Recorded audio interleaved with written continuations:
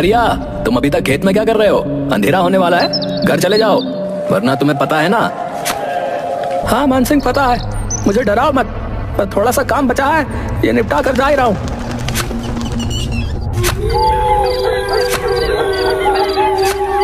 ए जी, इतनी रात हो गई है और आप अभी तक यहीं हैं। अरे तुम क्यों रात में यहाँ आ गई हो? तुम्हें पता है ना, रात में छलावा घूमता है।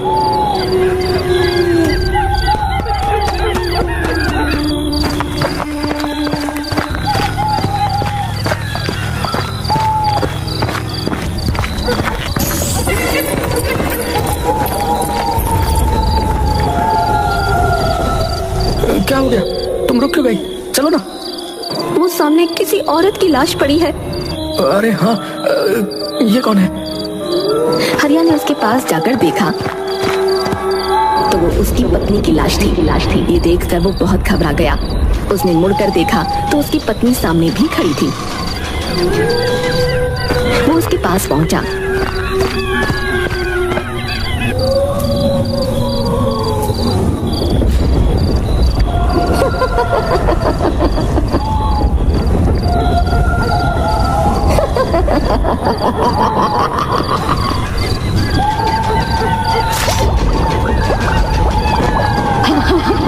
ताजा ताजा दिल, स्वादिष्ट।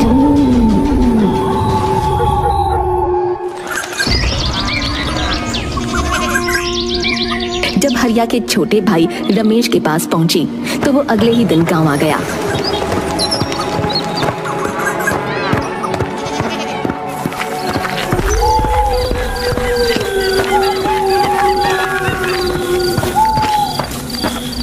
कितने बरसों बाद आज गाँव आना हुआ है। यहाँ से जाते समय सोचा भी नहीं था कि वापसी किसी की मौत पर होगी। हे भगवान, मुझे इस बुरे समय को झेलने की शक्ति दे। रमेश काफी सालों बाद गांव आया था। वो बदले हुए गांव को देखता हुआ अपने घर की तरफ बढ़ रहा था। उसके मन में गांव में आने की खुशी भी थी और अपने भैया भाभी को खोने का दुख भी था। तभी अचानक उसे हरिया ने आवाज दी। अरे रमेश, अरे तुम आ गए। अरे कैसे हो? भैया आप तो नहीं, मैं ठीक हूँ, पर छलावा ने तुम्हारी भाभी को मार दिया। लेकिन मान सिंह ने तो फोन पर बताया था कि तभी दूसरी तरफ से किसी की आवाज आई। उसने उस तरफ देखा तो वहाँ मान सिंह खड़ा था। उसने फिर से मुड़कर हरिया की तरफ देखा तो वो गायब हो चुका था। तुम इतनी रात में क्यों आए हो? तुम्हें पता है ना इस गांव में छलावा का प्रकोप है। ये तो शुक्र मनाओ कि मैं समय पर आ गया, वरना आज तुम्हारे साथ भी वही होता जो तुम्हारी भाभी और भैया के साथ हुआ था। चलो यहाँ से। मुझे लगा सचमुच मेरे भैया जिंदा हैं। उनको सामने देखकर मैं छलावा के बारे में भूल ही गया था। नहीं, वो जा चुके हैं। चलो घर, चलो जल्दी।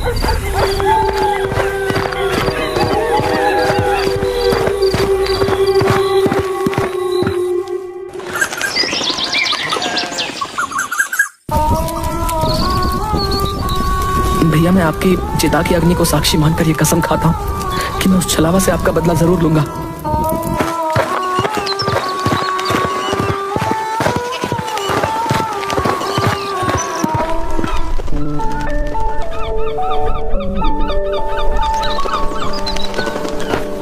अंतिम संस्कार के बाद वो अपने बचपन के दोस्त गगन से मिलने निकल गया। पर जब वो उसके घर पहुंचा तो वहाँ ताला लगा हुआ था। वो उसके बारे में किसी से पूछने ही वाला था कि तभी वो आ गया। अरे रमेश, तू कब आया? मैं तो कल आया था, पर तेरे घर में ताला क्यों लगा हुआ है? अरे मैं कुछ काम से पड़ोस के गांव गया हुआ था, बस अभी आया हूँ। तभी अचानक शोर मचने लगा। पता चला गांव से बाहर जाने वाले रास्ते पर एक लाश मिली है। उस लाश का भी दिल निकाला जा चुका था और उसका मुंह भी कुचला हुआ था। हे भगवान, ये इस गांव में हो क्या रहा है?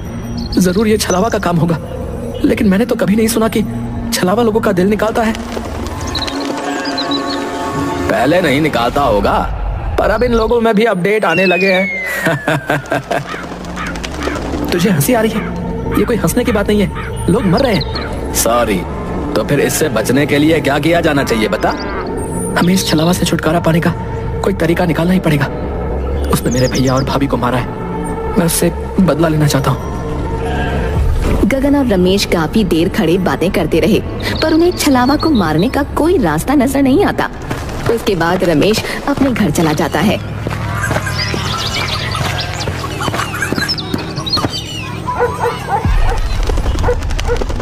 मैं छलावा से बदला तो लेकर रहूंगा, कुछ भी हो जाए।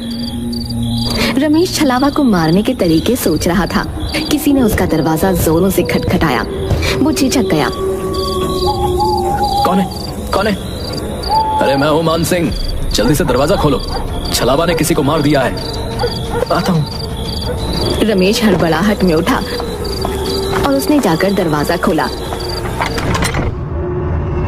सामने मान सिंह की लाश पड़ी थी। उसके सीने से उसका दिल निकाला जा चुका था और जमीन खून से लाल हो चुकी थी। ओह माय गॉड, ये क्या हो गया? मान सिंह, तुम्हारे साथ ये किसने किया? नहीं।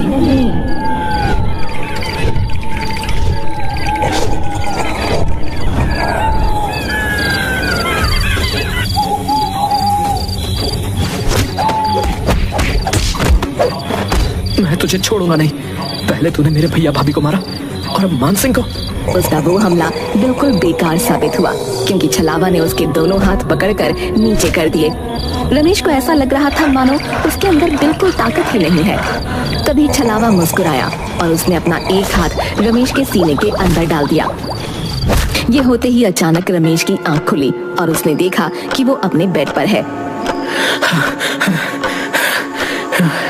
हे भगवान, ये सपना था? नहीं, मुझे यकीन नहीं हो रहा है। मुझे मान सिंह से मिलना पड़ेगा।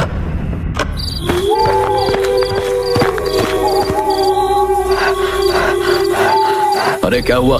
तुम ऐसे हाफ क्यों रहे हो? मैंने सपना देखा कि छलावा ने तुम्हें भी मार दिया और मुझे भी। मैंने अपने बड़े बूढ़ों से सुना है कि अगर तुम्हारे सपने में कभी छलावा आए, इसका मतलब वो आसपास ही है। कहीं तुम छलावा ही तो नहीं? अरे पागल, मैं छलावा नहीं हूँ। तो खुद मेरे पास चलकर आया। कहीं तू तो छलावा नहीं? क्या हुआ बे? तुम लोग क्यों इतनी रात गए लड़ रहे हो? तो क्यों इतनी रात में टहल रहा है? तुझे नहीं पता रात में छलावा आता है? अरे मैं तो पीकर टुन्न रहता हूँ, छलावा मेरा कुछ नहीं कर सकता है। अरे तुम उसे छोड़ो, वो तो पिया हुआ है। ये बताओ कि छलावा कहाँ होगा?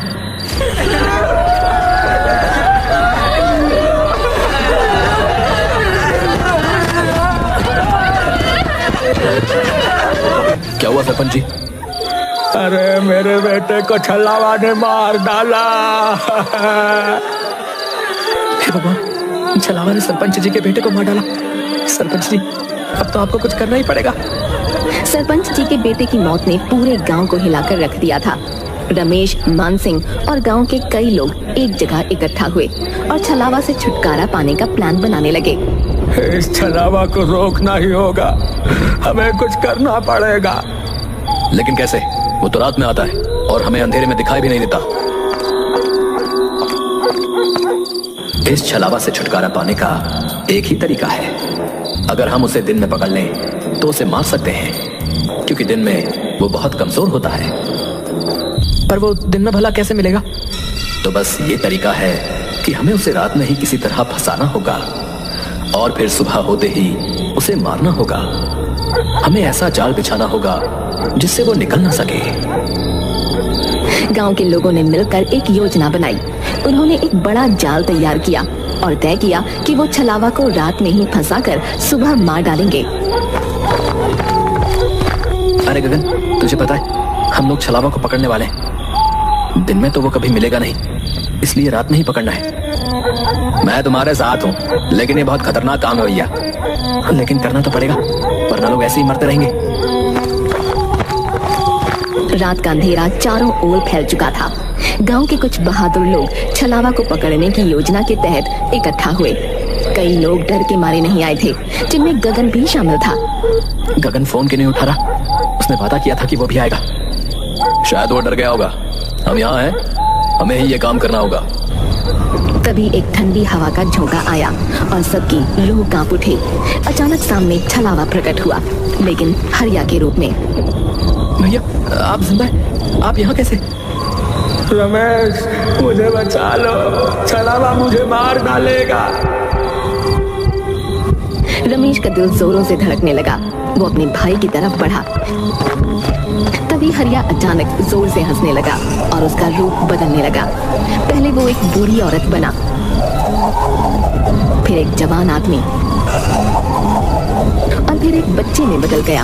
अंत में वो अपने असली भयानक रूप में आ गया। तुम लोग मुझे पकड़ने की कोशिश कर रहे हो, तुम मुझे नहीं पकड़ सकते। तभी एक आदमी ने हिम्मत दिखाई और छलावा की तरफ भागा। मैं तुझे नहीं छोड़ूंगा, आज तुझे मार कर ही रहूंगा।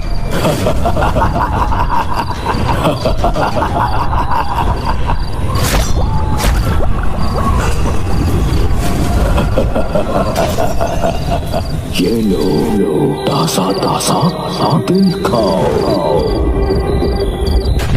वहाँ मौजूद सभी लोग सन्न रह गए, जबकि छलावा वहाँ से गायब हो चुका था। ऐसा लग रहा था मानो वो उन लोगों को यही बताने आया था कि तुम लोग मेरा कुछ नहीं बिगाड़ सकते। छलावा को ये कैसे पता चला कि हम उसे पकड़ने वाले? क्या वो अंतर्यामी भी है? नहीं, छलावा अंतर्यामी नहीं होता, कुछ गड़बड़ है। ये सुनकर रमेश सोच में डूब गया कि आखिर छलावा को ये पता कैसे चला।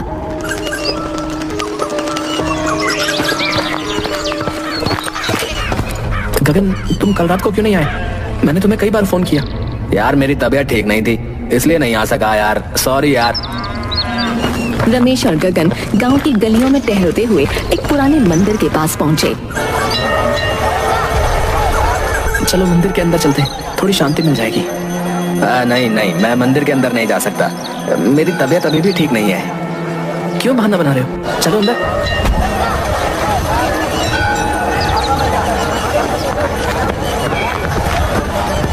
गगन, ये गलत बात है, मंदिर में तो जाना चाहिए। हाँ हाँ, अंदर चलो, तुम्हें अच्छा लगेगा। नहीं, मुझे छोड़ दो, मैं अंदर नहीं जा सकता। गगन पूरी तरह छटपटाने लगा, लेकिन रमेश, मान सिंह और सरपंच ने मिलकर उसे पकड़ा और मंदिर के अंदर खींच लिया। मंदिर के द्वार के अंदर जाते ही गगन जोर जोर से चीखने लगा। मुझे पता चल चुका है कि तुम ही छलावा हो। जिस लड़के का छलावा ने मुंह कुचल दिया था, उसकी पोस्टमार्टम रिपोर्ट आज सुबह आ गई और पता चला कि वो तो गगन था। गगन यानी जो गगन मुझसे मिलता है वो छलावा है। वो छलावा है जो दिन में गांव की खबरें लेने आता है और रात में शिकार करता है। भयानक बदलाव आ गया। उसकी आंखें लाल हो गईं और उसका चेहरा जैसे फटने को हो गया। वो खुद को छुड़ाने की कोशिश में बुरी तरह से चीख रहा था। मुझे छोड़ दो। तूने मेरे भैया भाभी दोस्त सबको मार डाला। आज मेरा बदला पूरा होगा। रमेश और बाकी लोगों ने उसे मंदिर के पवित्र स्थान की तरफ खींचा और उस पर गंगा जल डाला। छलावा की चीखें और भी तेज हो गईं और उसके शरीर से धुआं निकलने लगा। मंदिर के पवित्र वातावरण में वो धीरे धीरे राख में बदलने लगा। ये हमारे गांव की शांति के लिए जरूरी था। अब छलावा का आतंक खत्म हो जाएगा। छलावा का शरीर पूरी तरह से जलकर राख हो गया। सबने राहत की सांस ली और गांव में फिर से शांति लौट आई।